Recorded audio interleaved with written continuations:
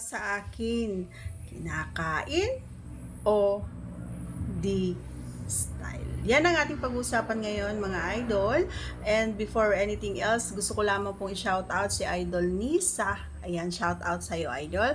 Maraming salamat po sa iyong pagsubaybay at pagsuporta po ng ating mga videos. God bless po.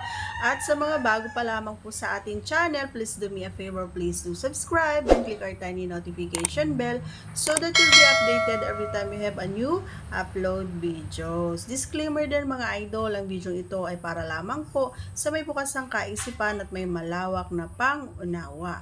Kung wala po tayo nito, maaari na lamang pong mag-skip at mamili po ng mga videos na nararapat po para sa atin.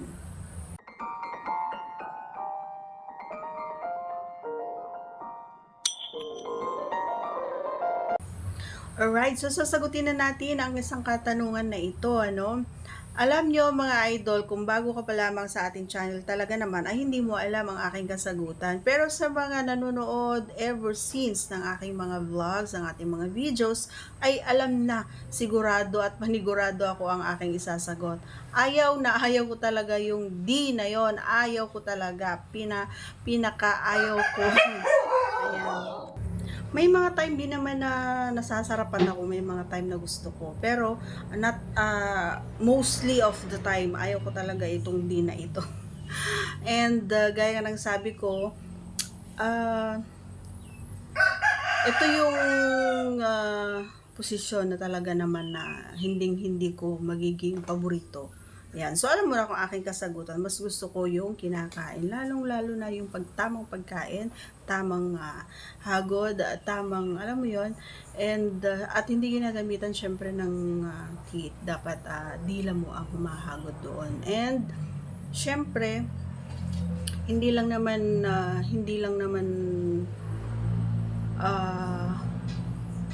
masabing kumain ka, no, idol. Yan. Iba kasi, ay, kumakain ako, idol, baka gusto mong subukan. So, hindi lahat ng kumakain ay masarap.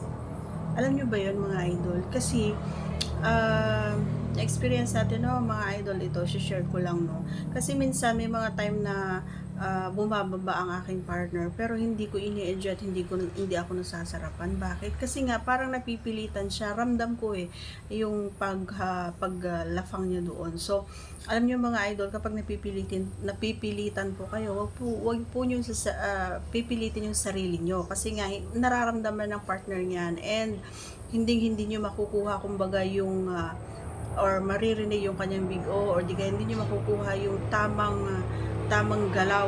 Alam mo yon, yung masarap na paghalik, masarap na pag-akap, masarap na pagkain ng inyong pareha. Alam nyo kasi mga idol, ito yung pinakamasarap na halos hinihiling ng mga kababaihan sa kanilang mga kapareha, no? Kasi nga dito nila nahuhugot kumbaga yung energy.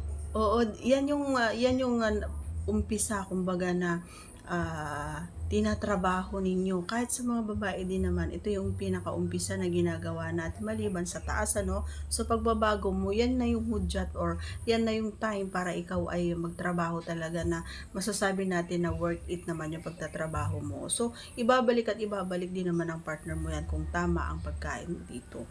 'Di ba? So, yun na nga, nasagot ko ng aking ang iyong katanungan, idol. Mas gusto ko yung hinakain kasi yun yung masarap para sa akin kaysa dun sa di na sinasabi mo. Okay? Lalong-lalo na kapag alam mo na. Ayan, so that's all for today's video. Once again, if you are not yet connected, please do subscribe and click our tiny notification bell so that you'll be updated every time we have a new upload videos. Thanks for watching, everyone. See you again on our next vlog.